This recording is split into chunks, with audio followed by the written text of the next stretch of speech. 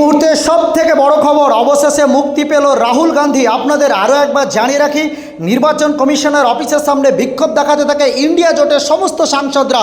সেই সময় দিল্লি পুলিশের ধরপাকড় শুরু হয়, আটক করা হয় লোকসভার বিরোধী দলনেতা রাহুল গান্ধী, মহুয়া মৈত্র, প্রিয়াঙ্কা গান্ধী, একাধিক সাংসদদের গ্রেপ্তার করা হয়। অবশেষে মুক্তি পেল লোকসভার বিরোধী দলনেতা রাহুল গান্ধী।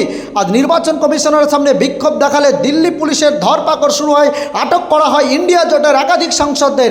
অবশেষে মুক্তি পেল রাহুল গান্ধী। দেখুন সেই চিত্র সরাসরি।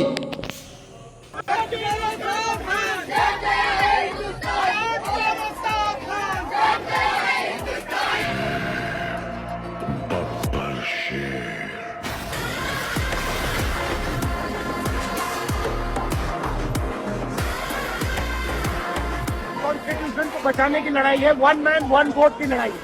इसीलिए हमें साफ प्योर वोटर चाहिए।